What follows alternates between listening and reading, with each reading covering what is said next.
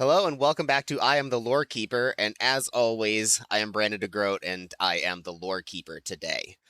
We've got Marcus and Raya back again for episode number 12. Hello. Hello. The question of the day for episode number 12. What? I wasn't mentally prepared for the torture that is going to be the question of the day. Continue. Go ahead. The question of the day is, who is the most outrageous character you've ever seen battle for a cause? Ooh, man. Jeez. A cause. That's a hard one. Damn. I feel like a maybe more modern example is people might know about Count Binface. Oh, that would okay, be a solid yeah, answer probably. And before that, he was Lord Buckethead. So I actually want to go back. I didn't know he had a different persona. Yes, he even loaded up a different persona. I love Count Binface, and I'm very upset that he. I mean, did he lose though? Did he lose? He was halfway to winning, which is outrageous in its own right. In his loss, honestly, Nigel Farage looks even worse. So truthfully, I think he's done his duty. But he was Lord Buckethead before then, and that was the kind of the genesis of what he is. I'm gonna go with Lord Buckethead. I think Count Binface rolls off the tongue better, but Count Binface is better. Also, he's really leaning into it now. I also didn't think he was gonna come back. I have no idea who these kinds of people stick around for a long time. How long has Vermin Supreme been in the game? Vermin Supreme, yeah, that's true. I'm gonna go with that one. Do you have we got a more specific answer, Raya? As far as this is maybe not the right answer, but I do appreciate that man who threw his shoes at George W. That was rather outrageous. Yeah. Props to W for dodging it. Yeah, I was gonna say twice. He kind of schmooved on him, right? Because I was like, damn, twice, bro? Like he was on that shit? I'm like, all right. And it's like love or hate W, you gotta recognize the game. He was ready for that shit. He was ready for that. Too ready, actually. He was a little, I don't know if he played like running back or anything, or he played basketball, but he's got some agility. I feel like he did. Yeah, he probably did. He really did. He did a sport. He did something. He definitely did a sport. But yeah, I think that's good. Well, you said that yours was probably not the right answer, and I think based on the answers we got, I'm going to provide the right answer today. All right. Okay. Benjamin Lay was born in Essex, England on January 26, 1682 to a middle-class Quaker family.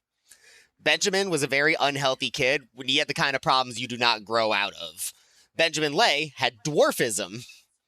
Oh. And historical accounts varied from him standing somewhere between 4 feet and 4'7". Not just the dwarfism, though, he also had a hunchback, a protruding chest, and a big head. The big head? Is that like... It was specifically stated that he had a big head. Okay. So... He didn't stand a chance, did he? No, he's gonna stand out. All right. He is a very unique-looking character. You will probably never see another person in your life like him after you have seen him. So, from the very beginning of his life, obviously, this caused his family to be pretty concerned with his health and future. And so, his father actually put instructions in his will for what should happen if Benjamin dies before he turns 21. Jesus. This didn't end up coming to pass. Benjamin did grow up. Otherwise, we wouldn't have enough material for an episode on it. I was going to say it's a pretty short episode. But he didn't get a lot of an education in England. He wasn't enrolled in any schools that we have records of, and the first known Quaker school in the area hadn't yet been founded, so what he ended up with was nothing more than the rudiments of learning as taught in the lower order of English schools. Just a little basic bit of schooling. When Benjamin was a teenager, he moved northwest to a larger village than the one he lived in, and he got work herding sheep for his half-brother William. And Benjamin loved working with the sheep. He called all of them grazing together a very beautiful and comely sight to see. But shepherding is not the most intense, active job, so he would often fall asleep and the sheep would run into the neighbor's farm and eat his corn. And Benjamin had a really hard time gathering them all back up again. He said, sometimes it would cost me many tears before I could get them into order again. Okay, no. This is too much for Benjamin. Yeah, no, he's running around the fields like, please, sheep, come back! Oh, no. That's so sad. When Benjamin was around 18 or so, he was sent to Colchester, where he apprenticed to become a glover. But unlike shepherding, Benjamin was not a fan of gloving, and when he turned 21, he left Colchester and went to London to become a sailor. He could have bided his time, worked on his gloves, and eventually inherited part of his father's estate, but he wanted to see more of the world.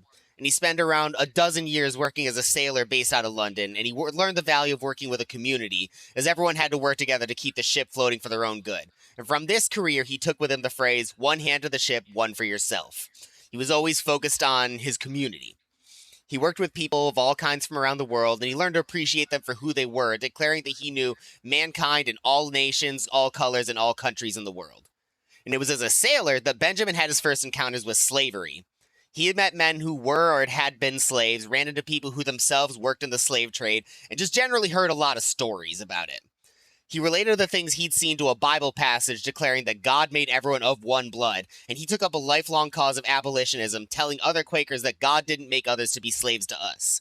In his writings, he would later compare slavers to Cain, the biblical first murderer, except noting Cain only killed one person. For all he knew, they'd killed hundreds of thousands of people in the slave trade. Not wrong. Not wrong. Mhm. So his Based? journeys on boats took him to the Levant, where he visited the scene of a couple segments from the Bible. On which note, Benjamin was very religious from his Quaker upbringing. The Bible is a huge influence in everything that happens here, and he was very aggressive about his beliefs. Important part of the Quakerism to this story is that Quakers believed everyone had their own relationship with God, and the radicals among the Quakers felt it was dutiful to denounce ministers that weren't preaching from the heart. They didn't like people who preached from their bellies, as they called it. And so Benjamin hated people who had a strong opinion of their own performances and a rich conceit of the great good they do. And this got Benjamin into a lot of troubles as a radical Quaker himself, even within his own church at Devonshire. The local communities looked down on him both for his tendency to speak out against minister in public and his refusal to follow hat honor. Hat honor. Yeah. Hat honor is the idea that when you're in the presence of someone seen as your social superior, like a king or a priest or a judge, you take off your hat. Okay. And Benjamin was one of many early Quakers that refused to do this, believing the only superior worthy of this kind of behavior was God. Okay. You know what? He's so real. I love this. He's standing on business. I don't mind this guy right now. One thing you will find through this whole episode is Benjamin Lay always stands on business. Yeah, okay. What is he gonna do to make me, like, violently upset? Okay, let's go. Nothing so far. So in late 1717, Benjamin tries to get married to Sarah Smith, and local Quakers are hesitant to grant him a marriage certificate. So what does Benjamin do? Everyone all around him in his Quaker churches don't like him. So Benjamin gets a job on a ship sailing to Salem, Massachusetts, works a little bit in the community to get some scratch and get some recognition, and asks their Quaker church for a marriage certificate instead of the one in Britain. Wow. He's committed to Sarah? He's very committed to Sarah. So, Sarah, you cannot leave this man. I want you to know this. You are stuck with him. Like, so, I mean, again, we've heard of religious persecution being the reason, why the original settlers went over to the States. This man just did it for, no, I gotta get married, but nah, fuck you. I gotta find I need to find the next, like, conclave of Quakers to specifically I could Quakers make amends with married. these guys, or fuck them. I'm gonna go way away where they don't know them, and they'll get it to me. Might be the most standing on business character you have ever introduced on the show. So the Massachusetts church that he spoke to sent word to London to ask about him, and they said that he had no debts, no other women, but, quote, had given dissatisfaction to diverse friends in several meetings. It is also around this time that Benjamin gets an awesome super sports star nickname, the Quaker Comet. I didn't know we were doing that back then. The Quaker Comet. Because someone who wrote around that time said that the way he streaked from town to town to denounce other ministers that he didn't like was he streaking like a comet across England. Incredible. Dude, an all-star religious scold has a fucking nickname. Yes. Honestly, one of the sickest nicknames in any of these episodes from anyone is the Quaker Comet. For sure. Oh He had another nickname that I'm barely going to use at all because Little Benjamin does not compare to the Quaker Comet. No. The Quaker Comet is much better. Like, come on. So he does get approval in Massachusetts for his marriage before he sails back to London and marries Sarah Smith Leigh on July 10th, 1718. Though they did warn him to please begin exercising lowliness of mind. Be a little humble, Benjamin, please, for fuck's sake. So Sarah, interestingly enough, was about the same height as Benjamin, also a hunchback dwarf. Oh, okay. And she was kind of seen the exact opposite by everyone in church as Benjamin was. She was a very pretty, very kind and gentle woman, and they approved her as a minister for her speaking skills despite her not asking to become a minister. So everyone was like, She's Sarah, legit. how the fuck do you deal with Benjamin? So after marrying, the two settle down in London, and Benjamin retires from the sea, acting full-time as a glover. 6 months after marrying Sarah, Benjamin gets himself into trouble again. He takes issue with some local preachers that he figured they were being loud for the sake of filling silence instead of preaching for preaching's sake. Oh, okay. He figured they were preaching their own words and not God's, so mid-service he stood up and told them, "Be silent and sit down." Oh my god. In their own meetings? Oh my gosh. Like, in the middle of service. Awesome. Thou yappeth too much. The 1600s equivalent of someone standing up in mass going, "Shut the fuck up." So the church is like, all right, we can't have him keep doing this. They get 3 people come together to confront Benjamin, and he refuses to admit he did anything wrong and spends the entire meeting just justifying everything that he did. Oh my god, he's this Hardly kid in surprising. class, bro. Oh my god. All right, I'm starting to like, starting to annoy me a little. He keeps coming to service, and a month later, when he's at service, they give him a copy of the complaint against him. And then he just says, well, I hope that my future actions won't grieve you as my past ones did. No, I'm pretty sure they are. What is he planning? What is he planning? 2 weeks later, they read the complaint out loud at a meeting he's at, and he says, I'm going to refuse to join with everyone in this condemnation, and I got nothing else to say. A month later, he issues a written apology that is not apologetic. Oh my god, he was so ahead of his time.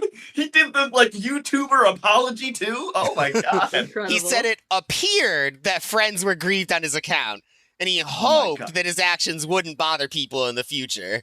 But that's about all he had to say. I'm sorry you're offended. I love that. Basically, yeah. Fuck you.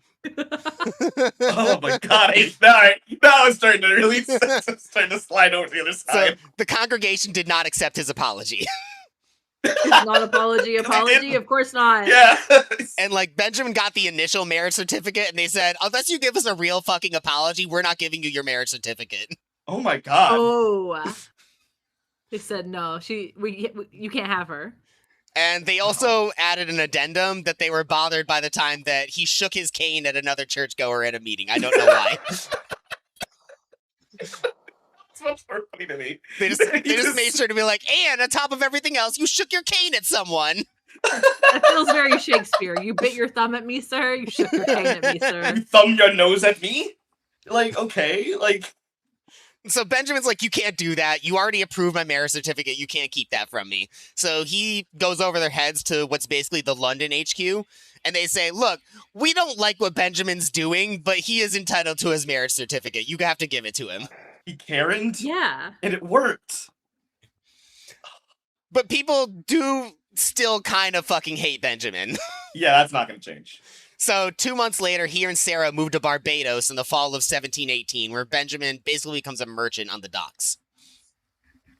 Barbados had a wide range of settlers and passers-by, and Benjamin felt that each culture brought something unique to the island. Quote, the English brought with them drunkenness and swearing. The Scotch impudence and falsehood. Okay. The Welsh covetousness and revenge. All right. The Irish cruelty and perjury. Jesus Christ. The Dutch and Danes craft and rusticity. Okay. And the French dissimulation and infidelity. I don't even know. Dissimulation. Nothing kind to say. Nothing kind to say. About Are you just reading them out for Phil? I mean, like... the Dutch and Danes craft and rusticity, that's not bad. That I feel like he didn't mean it in a positive way. I feel like he didn't mean it in a kind way. No, but it's one that you actually can take in a kind way if you try. He said they don't know what they're doing. They're backwards. Oh my god.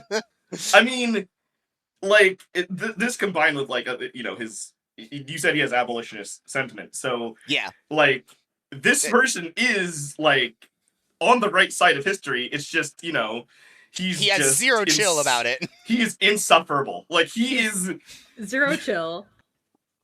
And you know what? I'm here for it.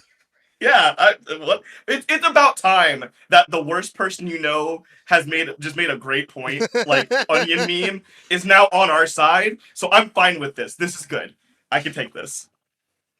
So from really that, go ahead. Sorry, it's just that he is so opinionated. Honestly.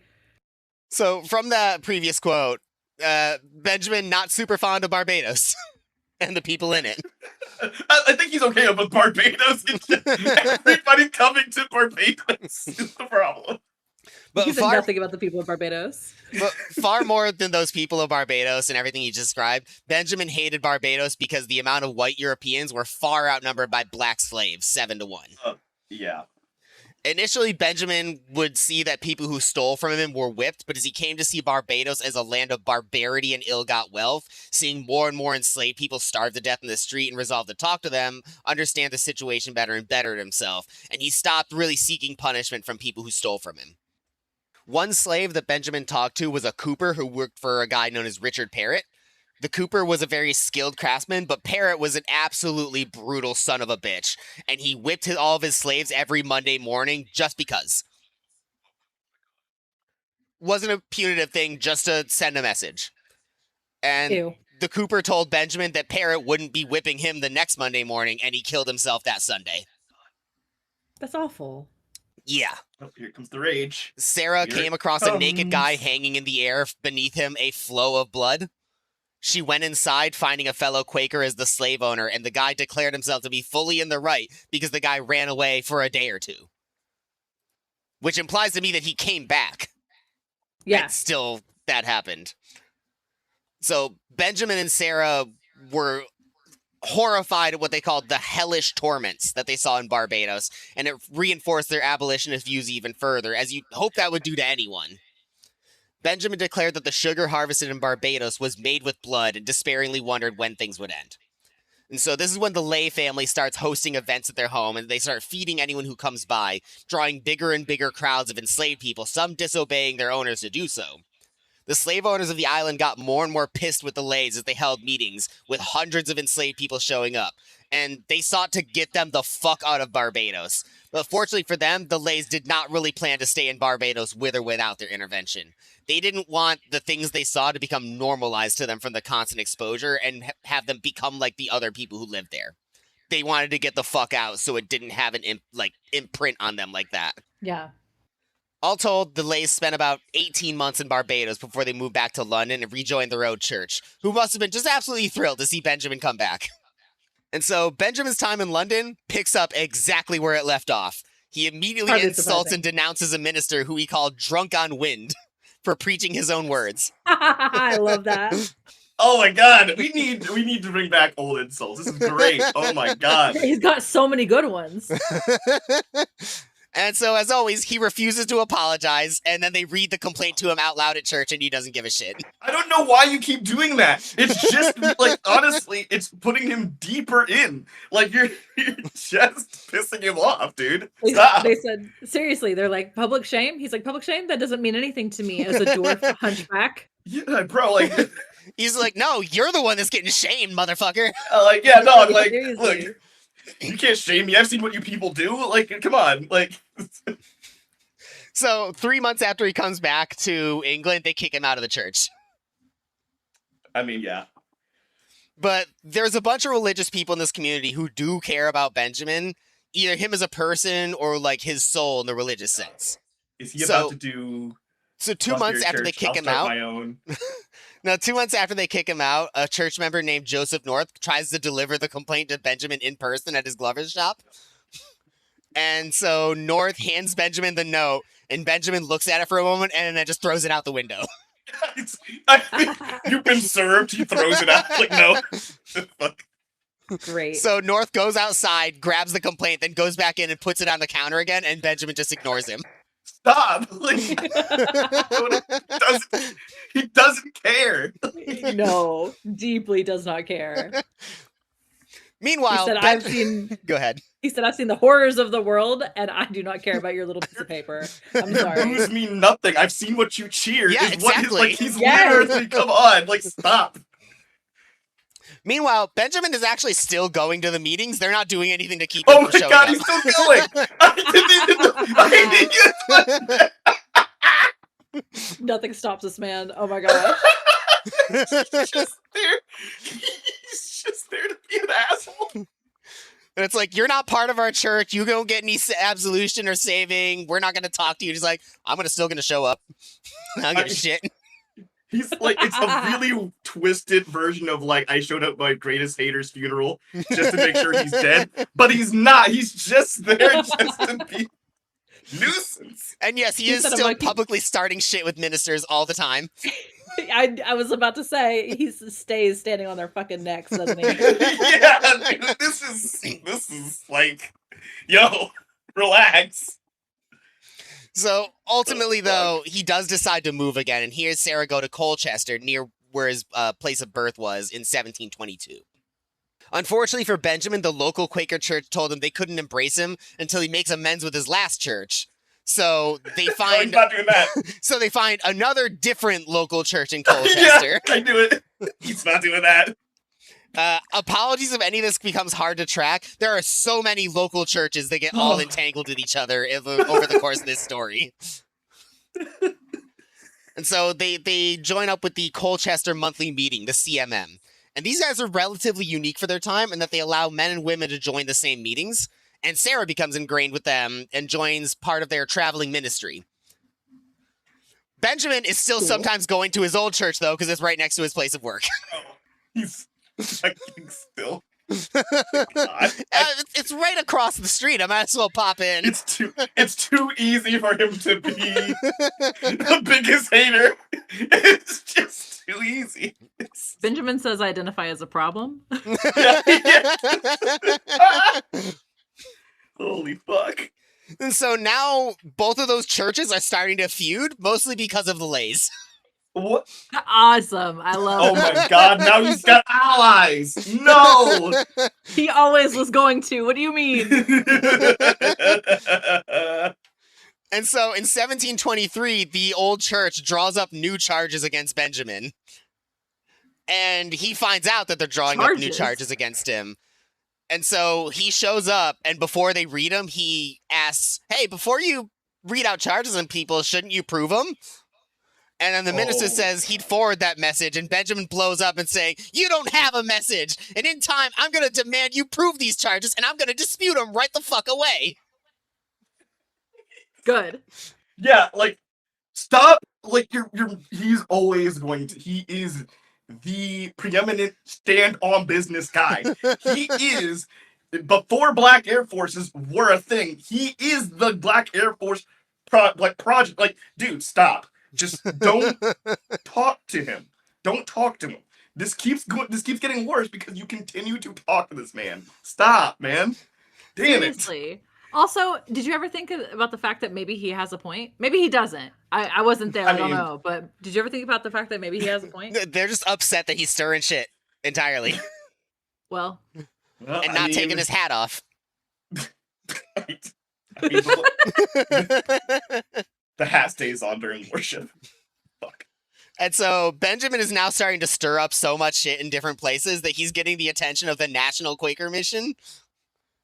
And they issued a statement to all Quakers in England against wearing your hat during prayer or other appearance of disunion. Okay, so now you just brought this to attention. Like, nobody was probably thinking about this until you brought it up now in a national meeting. Like, this is... What? Oh my god. Meanwhile, Benjamin is still showing up at the old meetings, starting shit.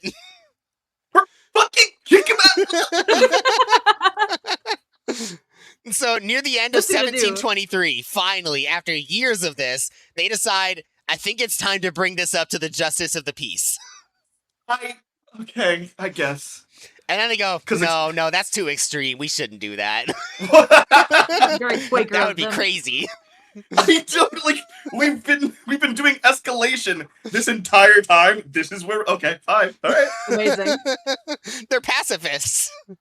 Yes, Oh, very Quaker I of them. think Yeah. the local justice of the peace was also kind of bigoted against I them. don't.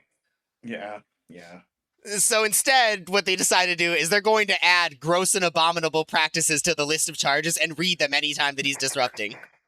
Bro, when has that helped?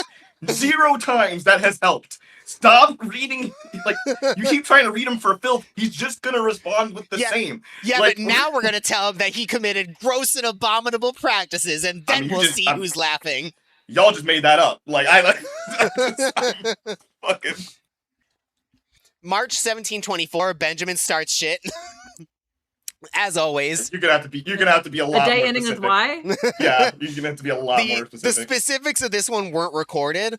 I don't want to speak on his behalf, but it's possible he's making a feminist statement because all that we know is he was speaking from the segregated women's section of the meeting house before he got kicked out. I love this man. They just said that he appeared in a very rude and audacious manner to great disturbance. Which, like y'all just said, I think that's day ending in Y. Yeah, Yes. like, understand how little that narrows it down. Like, what are we doing? And this is what finally makes his original church decide to appoint 3 church members, basically as church bouncers, to keep Benjamin out of any church he goes to. Thank you. All right, this took way too long. Way too long. So after a few years of attempted apologies of varying sincerity, and various churches refusing them, the lays kind of withdraw from public life for a little bit. Following a few years of Benjamin's isolation, Sarah expressed concern to her church about Benjamin still being an outcast, and she was worried about how he would do when she went on long ministry trips. Truth be told, the two of them wanted to move to Philadelphia, and they were worried about being accepted there without fixing their reputation before leaving. So her church reached out to another who basically told them, he's still starting shit. We never liked him in the first place. This sounds like a you problem. Okay. Discrimination. Another church, though, actually said, he's been pretty chill with us. It seems like he's turned over a new leaf. And so Look.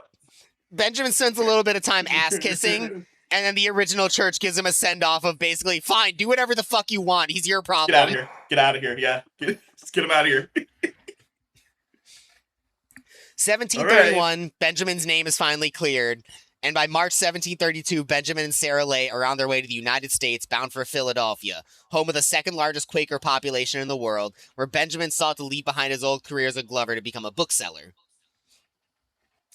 Wasn't nearly the same as in Barbados or in either scale or brutality, but the Lays were horrified to find slavery to be as prevalent in Pennsylvania as it was. You really hope that the Quakers in the colonies would be way more progressive, but around half of them owned slaves. So, almost as soon as he lands, Benjamin starts looking for like-minded folks to talk about it with. He befriends a guy called Ralph Sandiford, who had a pretty similar road. He was an Englishman who spent time in the West Indies and carried the memories to fuel his contempt for the evils of slavery. Sandiford had tried to publish a letter condemning slavery and circulate it within his church, but it was suppressed and they made threats against him if he were to spread it. Sandiford only lived for about a year after Benjamin's arrival, but they became pretty good friends, and when he passed, the Quakers in power mocked and criticized him to further delegitimize his writings and his views. So Benjamin took up the cause himself. Yep. Benjamin asked God for the strength and courage to make war with and engage against so capital an enemy that is so dishonorable to God and all true religion, destructive to government and mankind in general. This guy fucking rocks. He wrote that slavery was the greatest sin in the world, and taking inspiration from the words of Jesus, he that is not with me is against me. On one occasion, he gets invited over for dinner with another Quaker family, and as soon as he and Sarah see that they owned a slave, Benjamin tells them, I refuse to partake in the fruits of your unrighteousness, and he leaves. This dude stayed locked the fuck in. Let's go. Let's fucking go, 24/7. Yes. Oh my god. He knows exactly what he's about. At the next Quaker yearly meeting, Benjamin walks in with 3 tobacco pipes stuffed down the front of his shirt. When services end, he walks throughout the church, and he dashes one pipe each amongst the male ministers, the female ministers, and the general congregation as a protest for the slaves growing that tobacco. Oh my god. That winter, he staged another protest where he stood outside of church on a Sunday morning with his entire right leg and foot bare and shoved into the snow. And so one after another, the Quakers would come to church, see Benjamin standing like that, and they'd express concern. They'd be like, well, why you have your bare foot in the snow and your leg like that? Aren't you cold? And then he would listen to them, and he'd reply, you pretend compassion for me, but you do not feel for the poor slaves in your fields who go all winter half-clad. Let's fucking go. Let's go. Oh, yeah. Oh my god. One Quaker recalled an instance of Benjamin sitting in church for service, and he would behave himself and sit there silently, but every time a slave owner tried to speak, he would stand up, interrupt them, and yell, "Oh, there's another Negro, master!" Whoa. Dude, this guy is the most insufferable dude of all time, and I love it. This is perfect. It's incredible. His weaponized insufferability is something we need For more the of. noblest of causes. Yeah. I'm so happy he's on Never our side, a moment's dude. peace for anyone. And while Benjamin was attached to his Quaker communities and trying to fix the rot in them from the inside, his crusade wasn't really limited there anymore, and he really just kind of started to visit any old religious meeting he walked across. Nuisance. His response to the sermons, quote, were sometimes so long and vehement as to require his removal from the house. So he's just constantly getting kicked out of religious meetings everywhere he goes. Once a preacher said that he heard a voice from heaven, and Benjamin answered, "From thy life and preaching, I question whether thou had ever heardst a voice from heaven in thy life. And if thou didst, I'm sure thou hast not obeyed it." I love that. And then the That's preacher incredible. grabbed a bullwhip and chased him out of the church. It's fucking like, alright, I can't take this. I So Benjamin is making some friends in Philly the same way he always has. I was about to say, this is honestly very Philly of him. He has absolutely integrated into society up there. Good job, man. God.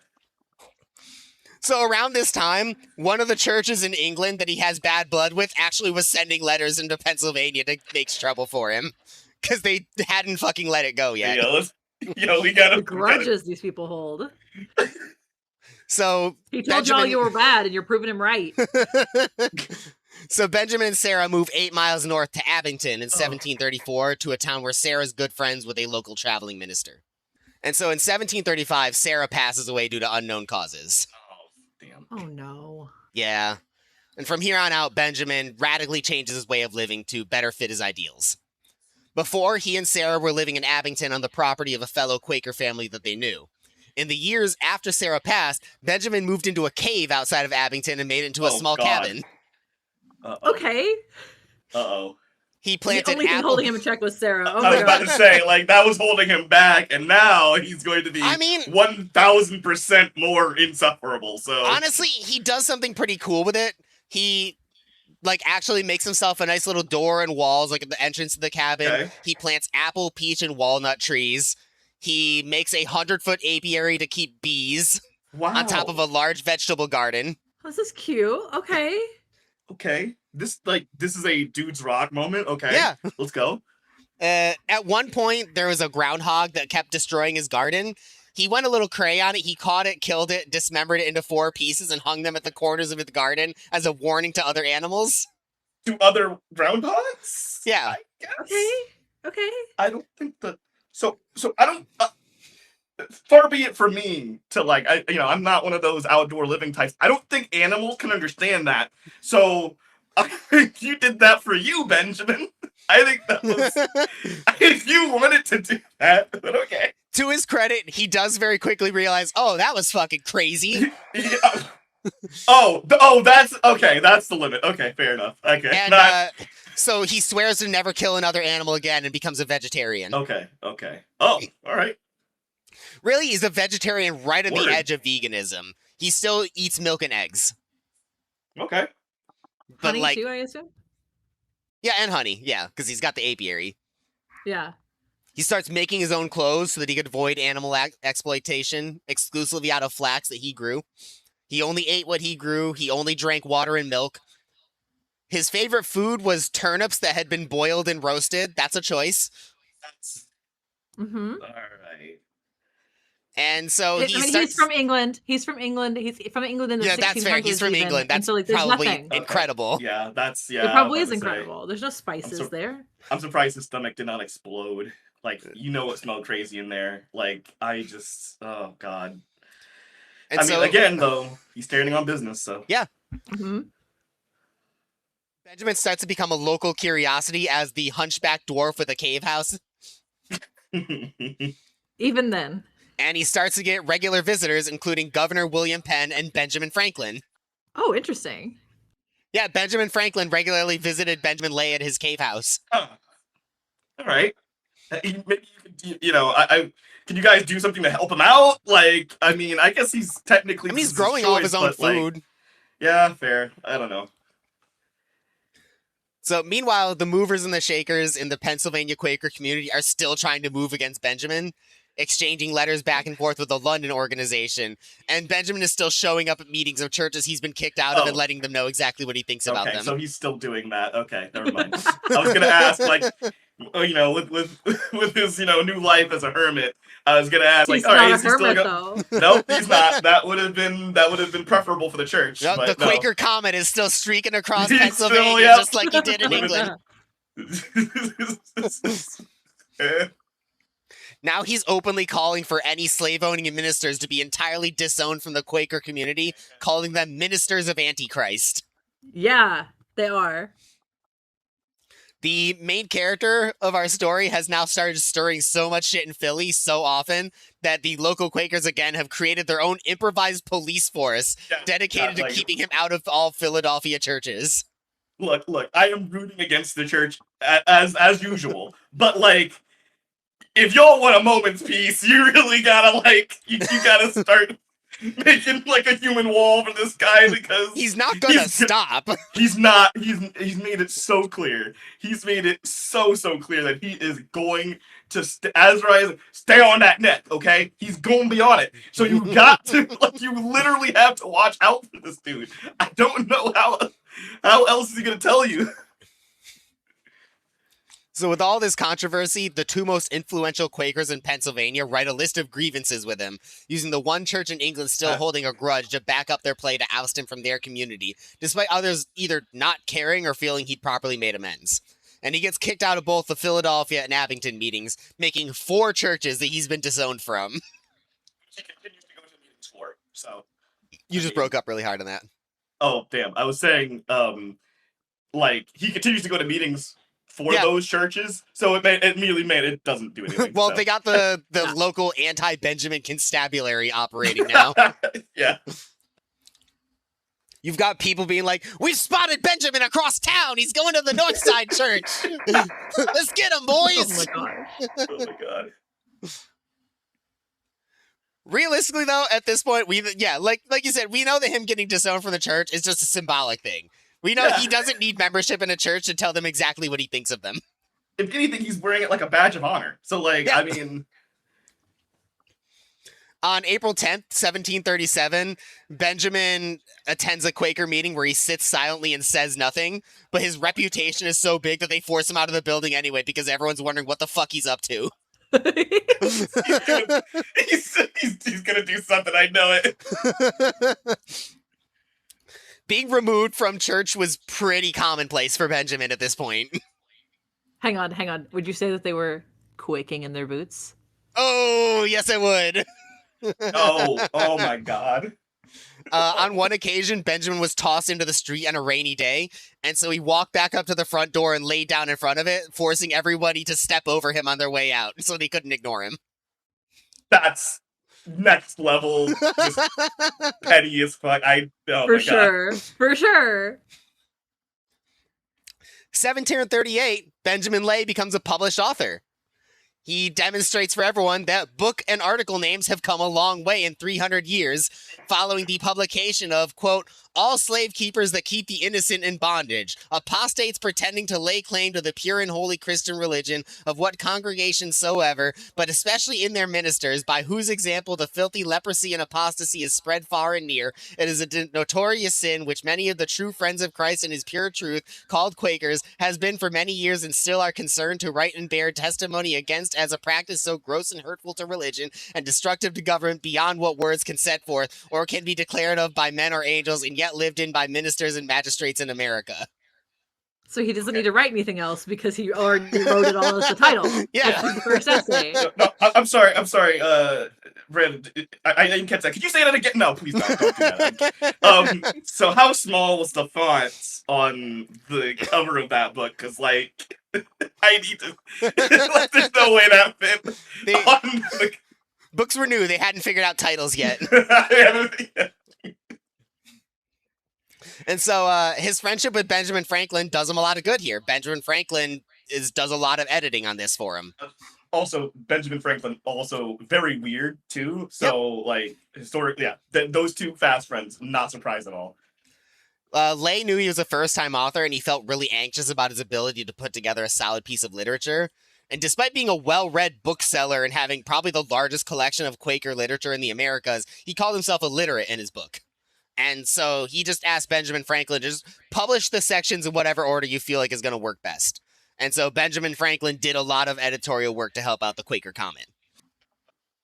So Benjamin doing everything he can to be as divisive as possible to make Quakers take sides on the issue of slavery.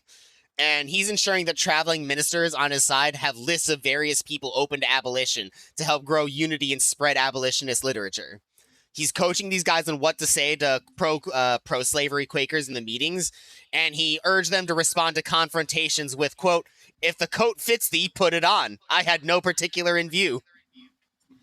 This is like, are we, like, we're not, I won't say the genesis of, like, the kind of the abolitionist strategy in America, but it is definitely, like, part of the creation of how the strategy is coming together. Is what he is doing. He is, like, actually feeding into that very, very well. Yeah, he put a lot of it in the public consciousness. Yes. Yeah. I do appreciate that last statement that he made, which is very, like, reminiscent of, like, oh, I wasn't even talking about you. Yeah. But you think it's about you? Why would you think this is about you? Yeah. How does... You said bookseller. I know he moved to be a bookseller. How does he have time? Going to meetings, selling books, making his own dang clothes out of like stuff he's growing himself. How does the garden, the apiary? Literally, how does he have time to do anything? He's doing everything. Yeah, he was doing everything all the time.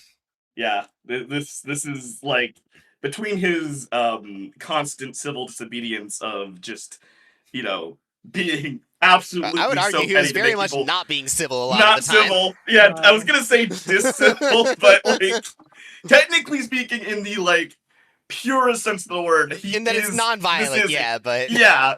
But you know, again, very petty to make people step over you. Very emphasis on the disobedient part.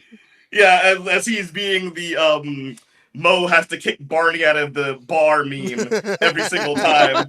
So, like, yeah. Mr. Does the Most actually does the most? Okay. He is actually doing the most. This is definitely, yeah.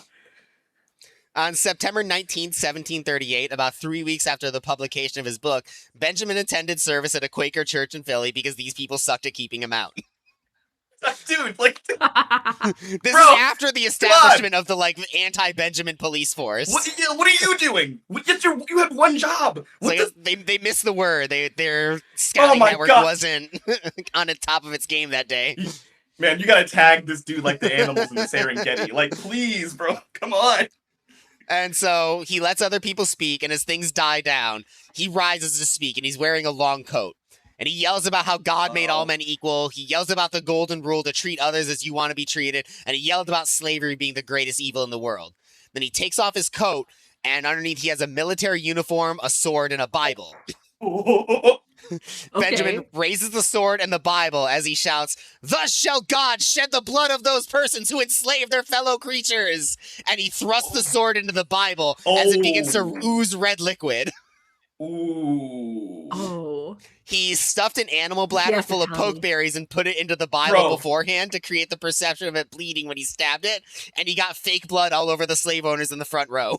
This is like, this man is so ahead of his time. Oh my god! He understands theater. I love that. Oh yeah. Wow. He missed his calling. He really did. And then he just stands there still like a statue until they get him out of the building. They have to remove him. Yep. Okay. Oh my god. Never mind. He didn't miss his calling. He is the professional civil disobedience man. Oh my god. I love him. We need you. It's incredible. And like, this would be outrageous if anyone did it. This is a 4'7" hunchback dwarf with a big head. Yes. This is the most outrageous thing any of these people have seen in their lives, and he's doing it every day. I am kind of surprised he didn't get, like, beaten up for that, because that is an extremely... Pacifist. Yeah. The only reason he didn't get beaten up. That's why he had to leave Barbados. I mean, he was doing this for like 7 years, and then they were like, we should call No, we shouldn't call the cops. That's too much. They're gonna beat him up. That would be crazy. I'm like, okay. Yeah. Ooh. So, this big stunt and his book leads to him getting a public disownment in the Pennsylvania Gazette by John Kinsey, who's not just one of the most influential Quakers in the colonies, but the pending Attorney General of Pennsylvania and Chief Justice of the Pennsylvania Supreme Court. I don't think they understand. Nobody, he doesn't care what anyone says, bar God. All you are doing is pissing him off more. Stop it. Because as I'm sure you can expect, he kept going to meetings anyway. Yeah, guys, like you're not getting that about him. Yeah. Can't stop, won't stop. Bro. So following the disownment, Benjamin dives more into books and starts expanding his collection. He starts spending time with local kids, preaching to them and reading from or sometimes giving them religious books. And he spends a lot of time just preaching on the streets. Not always religion, sometimes just philosophy. He just wants to debate passersby just for the intellectual stimulation. On one occasion, there's a ship captain named John McPherson who thought it would be funny to debate little Benjamin. And so he walks up and introduces himself in the gentlemanly style of the time by saying something to the effect of, "And I am ever your servant." So Benjamin replies, "Art thou my servant?" And when the guy says he was, Benjamin demands, "All right, clean my shoes." No, why did you get him started, bro? And then everyone laughs at the guy. So he tries to save face and pivot, and he asks Benjamin, "Hey, show me the way directly to heaven." And Benjamin's like, "Do you really want to know?" And he's like, "Yeah." Dude. And Benjamin just says, "Do justice, have mercy, and walk humbly with thy God." And then McPherson's like, "All right, fuck this," because he's just pissed off that he couldn't get one over on him and just storms off. In March 1742, Benjamin sets up a protest against the tea trade. He took some of Sarah's old nice china teacups and he puts them in a stall that he made on the road. And when a big crowd shows up, probably because they're like, "Oh, look, that's Benjamin Lay. He's going to do some crazy shit." He starts smashing the teacups with a hammer to protest the exploited workers in Asia who harvested the leaves and the exploited workers in the Americas who harvested the sugar to sweeten it. And so one by one, he's taking out pieces of china and just smashing them with a hammer. And the crowd, the crowd is horrified to see really nice things like this go to waste. Yeah. And some of them are like, "Benjamin, please, can I just buy it? Don't smash it. Can I just buy it?" No. And yeah, that's what happened. He refuses and just goes on to smashing. Of course he did. Of course he refused. You don't understand. He is bro. He is on that. Like he does. I don't want your dirty money. Stop. Your money means nothing to him. The crowd was so upset by this that they stormed the stall to rescue the chinaware. Oh, this is great. They knocked him to the ground and everyone just scrambled to steal the chinaware for themselves. Oh my god, okay, now it's like theft. It's really even more. Then while Benjamin was down, quote from the Pennsylvania Gazette, because this is too ridiculous to not quote, "A stout youth adroitly slipped his head between his legs and suddenly rising lifted him up and carried him off." The man himself? Yeah. No. Like, he picked up Benjamin by slipping his head between his legs and then just lifting him into the air like a kid on a dad's shoulders. Okay, so now this begs the question: was he trying to rescue Benjamin, or was he trying to I need to save the cups, so I gotta get this madman out of here. He's gonna keep killing the cups if I don't get him out of here. So damn it! Holy shit! In 1758, after decades of struggle, the Philadelphia Yearly Meeting began to discipline and eventually disown Quakers that traded slaves. Thank you. All right. See, this was like all you had to. So I meant to say this earlier. I was like, the way you get them to stop, all you got to do is just disown slavery. That's it. Just say that slavery is bad. This is an easy thing to do, guys, and you refuse to do it until now. Oh, God. How do you keep messing this up? Simon's easy. Yeah, I mean, at this point, like, I would. Not that I would ever own slaves, but like if I ever did, I would just be like, it's more convenient to free them than to keep dealing with Benjamin. Yes, yeah, like because honestly, if every time I try to say something in church, he just stands up and yells at me. I'm tired of this. Every time he comes here, I get fucking animal blood spilled on me. So like, okay, I'm done with this. Benjamin wouldn't do that. It's pokeberries. Yeah, excuse me. Yeah, right. He refuses to kill an animal, so it's not even real animal blood. It's some berry juice. This kid's splashed. I can't do this anymore. It'll definitely stain your clothes. I will add the disclaimer that slave owning was still allowed by the Quaker Church at this time. Oh, God. But this was the first time that they took a step towards abolition and against slavery in some ways an organization. And this does lead to the Quakers becoming one of the first communities to really make a big stand against slavery in the Americas. Yes. Yeah. And so when a friend came to tell Benjamin that they outlawed the slave trade, he didn't know how to react at first. He just sat there in silence and after a while said, "Thanksgiving and praise be rendered unto the Lord God." Paused and then added, "Now I can die in peace." I was gonna say, he's kind of mad that he's lost the ability to, like, troll them now. He's a little upset that, like, fuck, who am I gonna... entire identity. Yeah, it's like when the villain loses their arch nemesis, right? He's like, oh, man, the hero's dead? Who am I gonna, this man is the Joker towards the Quaker Church. Yeah, like, seriously. Oh, I need them to be bad. Damn. What do I do now? Yeah. He's gonna have a crisis of, not just faith, but a crisis of life. All right? Identity crisis. Yeah, thank you. I don't know why I couldn't, And so, not long after this, Benjamin Lay does fall ill. In late 1758, Deborah Franklin, the wife of Benjamin Franklin, got him a gift, a portrait of Benjamin Lay, which I will put into the chat. This is one of only like 2 or 3 depictions of Benjamin Lay that exist. Oh, that looks... I think she could have done better, but yeah. I mean, he it's also was of the time. probably going to look silly no matter what. Yeah, that's true. He's a very ridiculous looking man. He's got the skinniest ankles. Yeah, he did not... I don't think leg day was a thing back then, so I guess that's fair. I say as a skinny leg man. Also, he did have a cane that probably he didn't need his legs as much. Remember, he got in trouble for shaking it. You just shaking it, yeah, I was going to say. And so on February 3rd, 1759, Benjamin Lay passes at the age of 77. Actually, that's pretty old for that time. That's pretty old for that time and for a man with his health. He willed parts of his estate to his half-brother and relatives of his mother, but the biggest individual possession he willed out was a sum of money dedicated to poor Quakers who couldn't afford to come into America without resorting to indentured servitude. After all of that, after all of the combativeness he had with the church, and to be fair, with the church itself, not with Quakers, but with the church and their policies, so to speak, he still decided to help his fellow Quakers out, which I think says a lot about him. Yeah, definitely.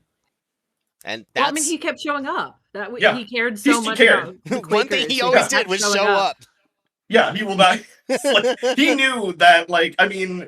I say this again, like I said it a couple times, like, we need him now.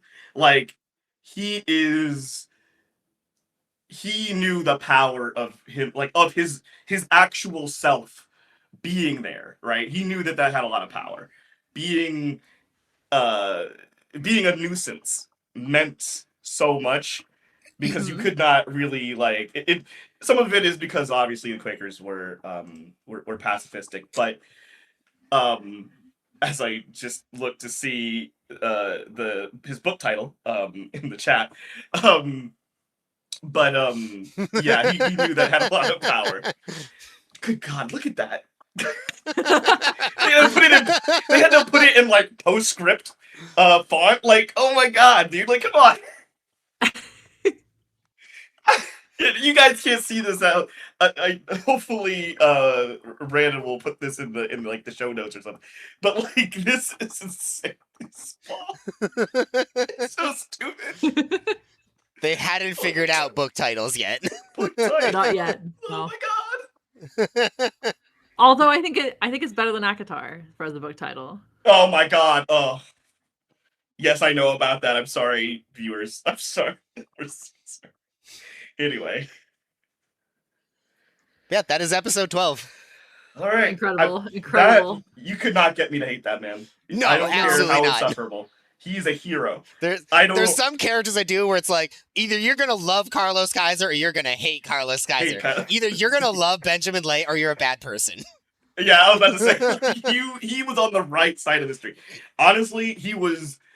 It sucks because once he lost his target of hateration, right? Once he lost his target of hateration, it's like the energy kind of got sucked out of his body. Well, which, also, he was a hunchback dwarf with a protruding chest who is 77 years old in the mid-1700s. He was doing all right. I didn't think he was going to live to adulthood. Yeah, I was going to say.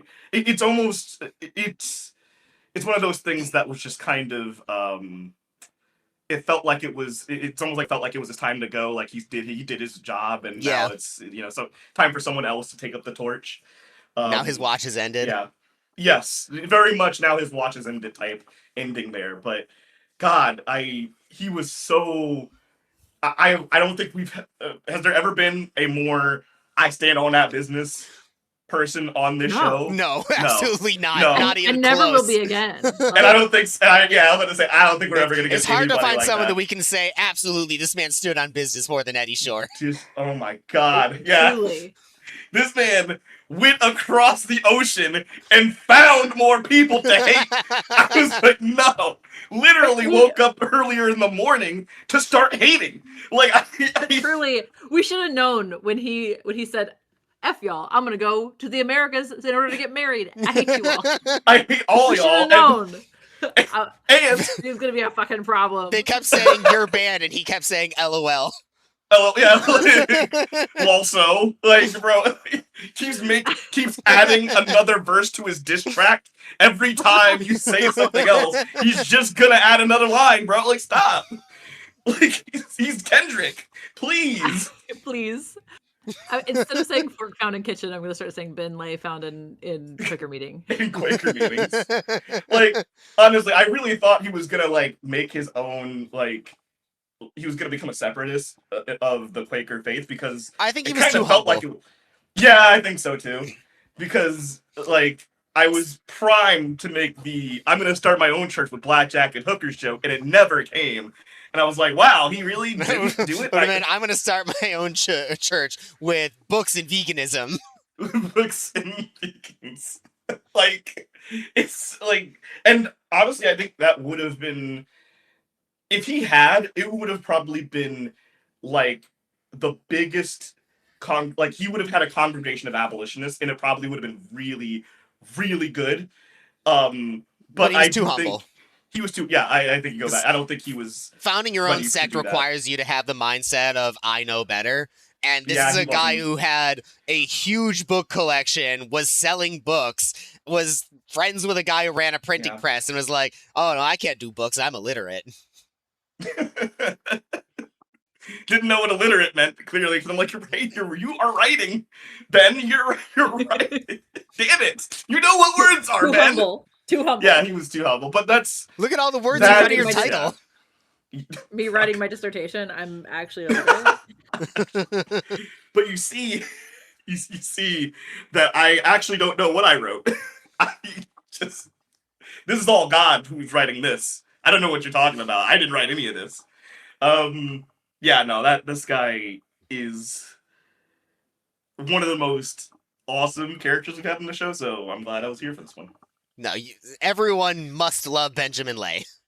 Yeah. If you Yes. don't, get out of here. If you don't love Benjamin Lay, you're a bad person. I don't Yeah, know what you else are- to tell you. Yeah, you do actually suck if you don't like him. You only like. I'm The glad. only- being against Benjamin Lay means you have the position of, well, leave those slave owners alone. Yeah, I'm about to say, like, okay, so you like owning slaves. I'm glad because he, again, tier one hateration. Tier one haterade. Yeah, that he was the bringing. yelling in Yeah. church every time a slave owner talked, like, up, there's another slave owner. Yeah, like, there's a slave owner. And he's Like- right. That's the thing. Shaming Yeah. him like that is so effective. It's so effective. Yes. The impact this man had, the aura this man had. Because are you gonna want to talk if you know that this little dwarf, fucking hater, is gonna scream at you the second you open your mouth? No, I'm gonna shut the fuck Seriously. up. And like, I guess I'm not talking today until he finds a church across town to hate that day instead. I'll talk then. Seriously. He was like, every time somebody started talking, every time a slave owner started like, oh my god. I'm so glad he was on our side, dude. Like, that was really, I was like, you know what really got me? I was like, if this dude was on the other side, it would be so bad. I'm so glad he's on ours. He's too dangerous. He's too much. He's too petty. It's like I have a coworker that I refer to where like, hey, thanks for listening to episode number 12. My primary sources for this one were the Pennsylvania Gazette, the Fearless Benjamin Lay by Marcus Rediker, and Benjamin's own book with its absurdly long name that I'm not going to say here again. As always, I super appreciate any listens, and I hope to catch you on the next one. I'll see you around.